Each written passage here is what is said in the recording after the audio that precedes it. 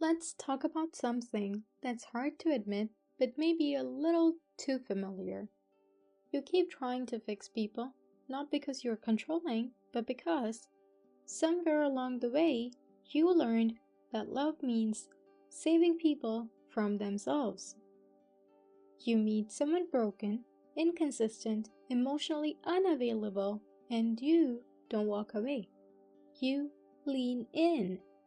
You say things like, I can help them heal. If I just love them enough, they'll change.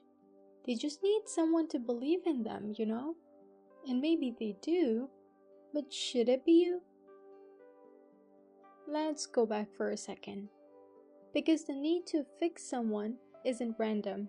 It's rooted in something much deeper than you think. Psychologists call it repetition compulsion.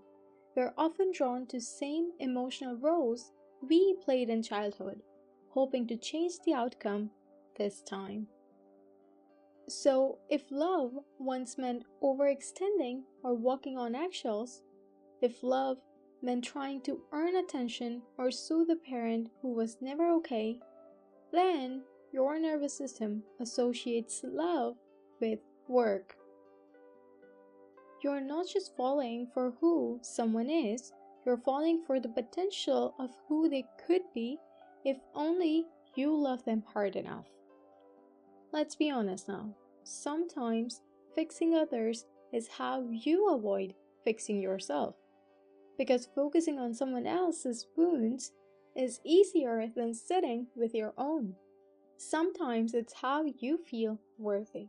If I make them better, then I'm needed, I'm valuable. But that's not partnership then, that's a project, right?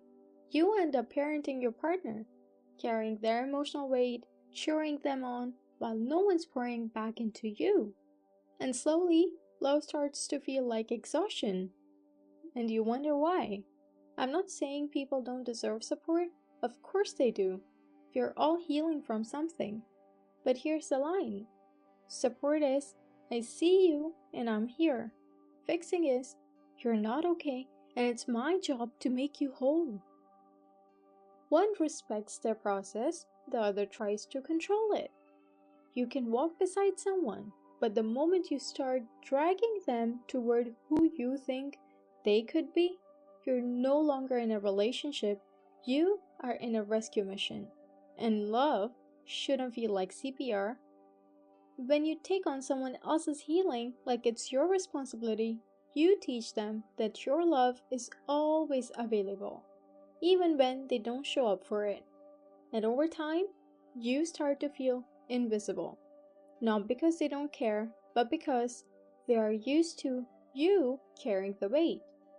And you? What about you?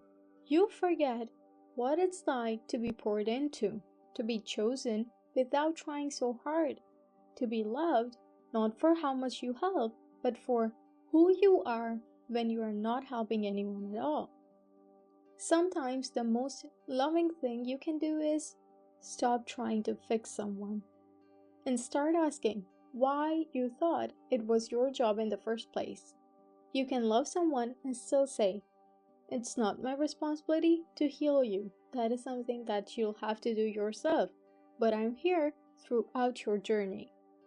You can believe in someone and still say, I'm not going to abandon myself to carry your growth. Because real love isn't about saving someone, it's about witnessing them and still choosing yourself over and over again. So if you're tired, if you feel like love has become an unpaid job, if you've been trying to fix someone who keeps showing you they are not ready, this is your sign to stop. Not to stop loving them, but to stop over-functioning. To stop bending yourself into someone else's potential. You're not here to be their healer, their therapist, or their emotional life raft. You are here to be you in the relationship that is about you two. And that should always be enough. I hope this helped you. Thanks for hanging out with me, and I'll see you in the next one.